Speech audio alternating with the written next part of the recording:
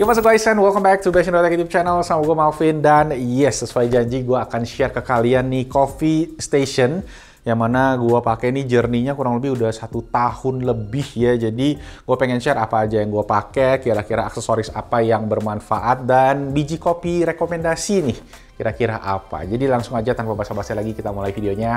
Let's go.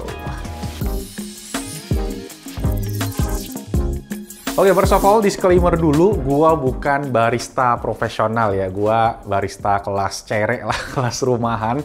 Gua sendiri sebelumnya pernah jadi barista di salah satu fast food restoran waktu gua kuliah ya, kerja part time. Ada sertifikasinya, cuma gua nggak tahu sertifikatnya mana. Cuma intinya gua lumayan bisa bikin kopi. Dan untuk kopi yang gua bikin sendiri itu memang kopinya itu kopi susu ya, jadi kayak latte, cappuccino, flat white. Gua nggak bikin yang kayak filter coffee atau manual brew gitu, enggak. Paling ya americano ya, espresso kasih air, sisanya ya intinya bakalan ya ini alat-alat yang biasa gua pakai. Oke, jadi ya kalau ngomongin kopi pastinya butuh mesin kopi, dan ini dia untuk mesin kopi yang gua pakai. Ini dari brand DeLonghi, namanya Dedica, kode EC885. Nah, ini sebenarnya kado dari istri. Thank you istriku, karena dia nggak mau gue minum kopi dari saset lagi, katanya nggak sehat dan kopi saset itu banyak gula. Jadi ya mungkin buat temen-temen yang ya pengen beralih, sebenarnya sekarang tuh mesin kopi udah lumayan banyak opsinya dan harganya juga udah mulai terjangkau. Tapi kalau yang gue pakai ini sendiri, yang udah gue pakai setahun lebih nih, DeLonghi sebenarnya salah satu pelopor mesin kopi yang bentuknya compact, bentuknya kecil ya, desainnya trendy juga, stylish juga, dan ada beberapa pilihan warna kalau nggak salah gitu. Nah, untuk yang gue pakai ini warna yang coklat. Jadi ya bisa kalian sesuaiin sama warna interior rumah juga bisa dibilang ya. Nah, untuk yang 885 ini sebenarnya kakak dari versi yang sebelumnya ada tuh 685. Jadi ini kayak versi lebih premiumnya. Perbedaannya apa? Pertama, kalau kalian beli kopinya, dia itu aksesorisnya dapetnya yang kayak metal gitu ya. Jadi tempernya dapet yang metal, sedangkan yang 885 itu dapetnya yang plastik. Jadi experience-nya ya mungkin sedikit lebih premium aja. Kedua, portafilter sih kayaknya sama ya. Cuma portafilter sendiri gue rekomendasiin untuk nanti kalian ganti biar kopinya lebih enak. Cuma nanti gue bahas portafilternya abis ini. Karena perbedaan berikutnya adalah di bagian ini nih yang nggak kalah penting. Steam One atau buat nge-steam susunya, yang mana di 885 ini pakai yang lebih kenceng dan lebih kayak standar mesin kopi di kafe-kafe gitu kali ya. Jadi untuk nge-steam si susu lebih cepet, nggak nyampe 1 menit udah mantap susunya ya, udah foamnya juga bagus. Cuma yang versi 685 juga katanya itu versi yang lebih gampang untuk nge-steam susu, cuma dia itu memang lebih lama aja. Kayak gitu, jadi kalian bisa ada pilihan lah. Kalau kalian pengen yang lebih terjangkau juga bisa yang 685. Nah, untuk speknya sendiri memang EC885 ini tuh pressure-nya kalau gua cek di 15 bar, dan dia itu memang portafilternya tadi pakai yang 51 mm, yang mana tadi gua bilang gua ganti ke ini dia portafilternya yang versi bottomless. Kenapa gue ganti dari yang bawaan biasa? Karena memang si portafilter sebelumnya, kan kalau kalian lihat ada lubangnya 2 nih. Yang mana di dalamnya itu kita kayak, kalau kalian bikin kopi, dia kayak ada ngelewatin bagian karet-karet ini dulu. Sebenarnya positifnya adalah kalau kalian bikin pakai ini tuh kayak selalu kremanya tuh selalu bagus. Istilahnya ada krema terus. Gitu. Cuma rasanya nggak terlalu sekeluar kalau kalian pakai si portafilter yang bottomless ini. Cuma memang kalau kalian pakai yang bottomless ini jadi lebih agak tricky bikin kopinya. Cuma hasilnya juga jadi lebih oke.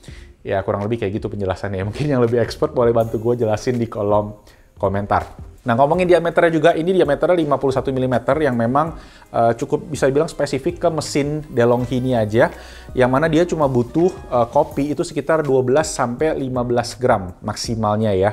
Nah, yang kalau dipakai di kafe-kafe itu diameternya 58 mm. Jadi kalau kalian beli aksesoris-aksesorisnya itu make sure yang 51 mm. Nah, di satu sisi juga yang 51 mm ini tuh lebih hemat penggunaan kopinya, karena biasanya tadi cuma 12 gram. Kalau yang 58 itu di sekitaran 18 gram untuk kopi yang dibutuhin. Jadi ya untuk bikin kopi di rumah bisa lebih hemat lah, bisa. Dan nanti gue share di akhir lah kurang lebih kopi per gelas yang gue bikin tuh berapa sih di rumah. Oke, lanjut. Yang kedua adalah ini dia grindernya dari Time More, namanya Brix ya, yang mana kemarin udah gue share sebenarnya di Gadget of the Month. Ini tuh electric grinder yang menurut gue desainnya cakep ya, minimalis, estetik, dan ini secara spek memang dia bisa ngegrind kopi dengan lebih halus dibandingin gue punya grinder sebelumnya. Sebelumnya gue pakai grinder juga dari DeLonghi, itu kayak bisa bilang grinder sepaket lah kalau kalian beli yang paketan itu dapat grinder itu. Cuma grinder itu tuh mesti dimodif sedikit biar kita bisa dapat kopinya tuh lebih halus, biji kopinya bisa lebih dipakai buat espresso, karena buat bikin espresso kita tuh mesti ngegiling atau ngegrind kopinya itu dengan dengan fine banget, dengan jadi halus banget biji kopinya biar dia bisa bisa ngeekstrak espresso dengan bagus, yang kental, yang creamy, yang kremanya kayak wangi gitu. Nah, kalau pakai T-Memory ini kalian bisa atur ya di bagian atasnya ini. Ada ukurannya kayak angka 1 sampai angka 0. So far gue pakai di 1 itu udah pas banget secara hasil yang gue dapet. Gue sendiri pakai biji kopinya tuh yang dark roast, nanti gue share juga di akhir. Cuma balik lagi tadi gue bilang ini cuma bisa sekali ngegrind itu single dose atau sekitar 12 sampai 18 gram tadi. Jadi nggak bisa disimpan, yang mana jadi kalau kalian pengen bikin lebih dari satu ya kalian mesti nimbang lagi, terus masukin lagi, nimbang lagi, masukin lagi per 12 atau 15 gram. Kurang lebih kayak gitu. Nah, kerennya di bawahnya ini tuh kalian dapat kayak gelas penampung ya, yang mana udah magnet ya, yang merupakan ciri khas sebenarnya dari grindernya si T-Memory. T-Memory, gue suka bilangnya T-Memory sih karena lucu. Ini juga buat nampung, tapi gue sendiri suka gue ganti ke aksesoris yang ini. Ya, ini tuh sebuah namanya dosing cup. Dosing cup ini tuh cari yang ukuran 51 mm juga. Jadi nanti ketika kalian udah dapat biji kopi, itu gampang, tinggal kayak dibalik aja nih, langsung dia masuk semua ke dalam. Dan habis itu baru kita mulai proses untuk ngerapiin si espresso puck-nya, atau bisa dibilang itu adalah puck prep bahasanya. Oke, jadi untuk grinder ini bisa dibilang harganya itu cukup in between daripada grinder-grinder, karena sebelumnya itu grinder yang si DeLonghi itu kan harganya sekitar 1 juta.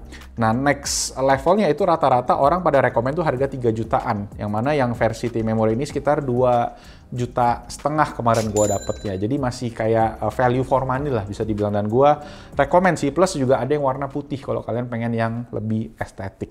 Oke, next yang gue pengen share ini dia. Ini tuh namanya tamping station, yang mana isinya adalah ya tadi buat puck preparation tadi.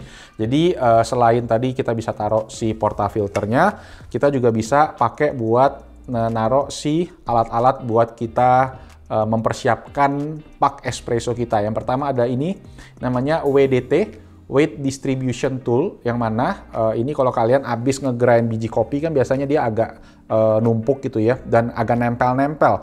Nah, ini fungsinya adalah dia buat ngeratain dengan menggunakan jarum. Sebenarnya ada beberapa macam untuk yang jarum ini. Dulu juga gue pernah pakai yang versi kayak gini doang nih guys. Nah, yang kecil diaduk-aduk-aduk aja. Cuma kadang suka agak berantakan, jadi gue lebih suka pakai yang ini langsung gitu, karena dia nutup kan. Jadi dia nggak berantakan kemana-mana, diputer-puter aja, selesai udah rapi, tinggal di balancing. Nah, ini namanya balancing apalah gitu ya. Semua dari kayak 1-2 cups, banyak banget di aksesorisnya kayak gini. Nah, setelah dia tadi pakai WDT, kita balancing. Jadi dia udah rata nih, nanti di bagian atasnya, barulah kita tamping gitu. Jadi di tamping pakai ini gue tamping beli yang pressure punya. Jadi dia itu kayak lebih rata ya dibandingin pakai tamping yang istilahnya bawaannya gitu. Jadi ketika kita tekan dia lurus gitu kan, dapet ya kan. Jadi nggak bisa miring, karena kalau pakai temper bawaan nih, kita masih ada resiko untuk miring nih masuknya gitu. Nah, kalau kita pakai yang ini, dia udah kayak langsung fix rata dan lebih satisfying. Ditambah gue bagian bawahnya gue beli yang kayak ada lingkaran-lingkaran gitu ya. Jadi espresso puck kita setelah di press tuh kayak dapet lingkaran-lingkarannya gitu ya, lebih estetik aja sih gitu dapetnya. Oke, sisanya ya ini cuma buat sendok, biji kopi, sama buat brush, buat sikat-sikatnya. Oke, jadi ini yang ketiga yang menurut gua nggak kalah penting. Kemudian ada ini juga sih sebenarnya, gua nggak terlalu penting sih sebenarnya menurut gua, ini si shower screen ya. Jadi ini tujuannya katanya biar air dari mesin espresso ke biji kopinya itu lebih merata aja. Cuma gue ngerasa nggak terlalu ada perbedaan pakai atau nggak pakai. Jadi ya balik lagi, kalau kalian ada yang tahu penjelasan lebih detail mungkin boleh juga di-sharein di comment section di bawah. Yap, bagian belakang ini ada beberapa aksesoris lagi. Pertama ada cup untuk ngukur shot ya. Jadi ini sebenarnya bisa dipakai kalau kalian nggak ada timbangan. Karena kalau ada timbangan, baiknya itu kalian timbangnya itu pakai timbangan karena dia itu bisa ngukur si beratnya. Jadi idealnya kalau kalian bikin espresso itu adalah rasionya 1:2. Jadi tadi 12 gram kopi itu kita bisa dapetin 24 gram espresso. Kayak gitu. Cuma memang espresso itu kan kadang ada kremanya, yang mana krema itu tuh adalah gas. Gitu. Jadi kadang dia mungkin bisa ngasih sampai 30 mili, cuma sebenarnya beberapa milinya itu cuma krema atau gas doang gitu. Jadi dia tetap idealnya rasionya 1:2. Cuma gue sendiri sukanya itu lebih banyak. Biasa gue jadi rasionya 1:2,5. Makanya gue mungkin sekitar 30 sampai 35 lah kalau ditimbang gitu secara bobotnya. Yang mana gue biasa biar rasa kopinya lebih banyak gitu, lebih kenceng. Oh ya, dan ngomongin timbangan sendiri, timbangan juga harus better nyari yang timbangan kopi. Timbangan kopi itu apa sih bedanya? Dia ada timernya. Jadi timernya ini fungsinya buat kita istilahnya itu ngitung espressonya berapa detik. Dan di mesin DeLonghi ini sendiri kita bisa custom nih. Yang 1 cup espressonya itu kita bisa berapa detik, yang dual cup juga kita bisa custom berapa detik. Caranya kita tinggal tap and hold aja ketika kita nanti lagi nyari dosisnya gitu misalnya. Jadi misalnya kalian ganti biji kopi, biasanya settingannya akan agak sedikit berbeda. Jadi tiap biji kopi itu kadang ya memang mesti dial in bahasanya, mesti nyari settingan yang pas untuk dapetin rasio yang pas tadi ya 1:2. Balik lagi kalau gue 1:2,5, jadi bener salahnya nggak tahu, cuma so far rasa kopi yang gue dapetin itu paling enak di rasio segitu. Oke, satu lagi terakhir setelah kalian selesai ya, mungkin bikin espressonya selesai, udah rapi, udah nge-steam juga. Yang kita perlukan adalah ini, lap ya. Lap ini gua harus banget, kenapa? Karena setiap kali habis nge-steam susu, better kita langsung lap ya si bekas susunya yang ada di steamernya ini biar dia selalu bersih. Makanya steamernya bersih. Itu SOP yang gua jalanin waktu gua dulu kerja. Jadi pokoknya sehabis nge-steam langsung dilap sampai bersih, dan karena ini juga sebenarnya panas kan steamernya, jadi itu cukup gampang sebenarnya untuk dilap sampai bersih. Yang kedua, untuk espressonya sendiri setelah selesai bikin kopinya, kita bisa keluarin dan kita bisa lempar ke sini. Ini namanya adalah knockbox, di mana kalian ketok aja nih ya. Kenapa namanya knockbox? Karena diketok. Nanti espressonya keluar. Gue sempat beli yang modelan si ininya, besinya ini di luar, itu sering banget jatuh. Jadi gue cobain yang ini, yang secara bentuk sebenarnya agak kurang. Tapi karena dia itu si besinya itu di tengah-tengah ya, ada bautnya gitu, jadi lebih kuat gitu buat kita ngetok-ngetok. Jadi nggak ada cerita si tiangnya ini bisa jatuh ke dalam. Gitu, dimana yang sebelumnya itu gue punya gampang jatuh. Sisanya apa ya? Oh ini, spray air, ini dapat bawaan dari si grindernya. Ya, jadi tujuannya adalah kalau kalian habis taruh biji kopi di sini, kita spray air biar dia itu nggak ada statik. Namanya statik itu kayak kalau biji kopinya tuh kayak nempel di dinding-dinding grindernya. Karena ada kayak listrik kayak gitu kali ya. Jadi dia kayak agak kayak kesetrum gitu loh. Jadi kita semprot air biar nggak kesetrum. Sebelumnya juga gue ada semprotan air sebenarnya. Ya itu yang gue pakai. Cuma ini karena dapet dan lebih fancy. Sebenarnya ini cuma kayak gini doang sih. Cuma dikasih cover gitu. Jadi kayak kelihatannya keren dan bisa diputer-puter gitu ya. Gitu. Sip, yang kedua adalah ini. Nah, ini stevia, sebenarnya stevia tapi dari gula aren. Jadi dia itu kayak ekstrak yang mana manis tapi ya nggak ada kalorinya gitu. Nah, sistemnya itu dia pakai kayak pipet tetes gini. 1 tetes aja itu udah bisa dibilang kayak istilahnya less sugar kali ya. Jadi cukup manis tapi nggak yang manis banget. 2 tetes baru yang kayak proper 100% sugar kalau kalian di cafe. Ya gitu. Jadi gue pakai ini, istri sih yang nemuin, dan ya menurut gue menarik untuk direkomend kalau kalian yang pengen manis tapi nggak pengen yang kalori tinggi kayak gula gitu-gitu misalnya. Oke, abis itu sih paling satu lagi rekomendasi biji kopi. Ya, kalau kalian lihat tadi mungkin di sini ada biji kopi yang mana sebenarnya gue udah cobain berbagai roaster lah kalau di Indo. Cuma so far gue sama istri gue paling suka biji kopinya Arabica. Ini secara rasa enak banget. Taste note-nya mungkin gue taruh aja deh, karena gue nggak inget ya, dia juga nggak tulis sebenarnya ini apa ya. Nah, cuma kayak gini doang, Arabica blend ya. Ini itu gue roastnya yang dark roast level 6. Gue sempet coba yang level 5, cuma itu agak sulit di grindnya untuk dapetin yang halus. Makanya ya gue pilih yang level 6, dan ini so far oke banget, rasanya juga enak banget. Dan tamu-tamu yang datang ke rumah ketika gue bikinin, pada bilang rekomen kopinya, jadi gue juga bisa rekomen ini kalian. Walaupun memang secara harga, untuk 500 gram, ini tuh cukup tinggi harganya dibandingin sama espresso dibandingin biji kopi dari brand lain, terutama brand lokal. Gua nggak tahu apakah karena dia nggak nge-roast di lokal ya, karena Arabica ini sendiri kan brand luar negeri ya, kalau nggak salah brand Jepang. Tapi emang rekomen, enak banget gitu. Oh ya, satu lagi terakhir, lupa ini tadi ya, gua lupa rekomen ini milk jug. Jadi milk jug yang bawaannya DeLonghi ini tuh sebenarnya oke, gue pakai ini lumayan lama. Cuma memang untuk bikin latte art dia itu agak sulit ya, karena kayak bagian ujungnya mungkin kurang lancip ya. Nah ini gue baru beli mungkin sebulan terakhir juga ketika gue beli si mesin grindernya ya. Jadi ini tuh kayak dia tuh lebih tajam, lebih lancip ujungnya. Yang mana jadi lebih gampang kalau kita mungkin mau bikin latte art. Walaupun gue tuh nggak bisa sejujurnya guys latte art ya. Bisanya cuma kayak yang standar loft aja kayak gitu. Dan itu pun juga masih sering banget gagal. Ya jadi harap maklum kalau gue nggak bisa bikin yang bagus-bagus banget. Tapi untuk nge-steam susunya gue udah bisa bikin yang oke lah gitu. Gue udah bisa bikin yang texture frothnya itu pas gitu. Jadi gue mesti belajar lagi aja sih. Jadi kalau kalian pengen beli ya ini satu lagi alternatif, cari milk jug yang bagus. Ini gue kebetulan nggak ada handle.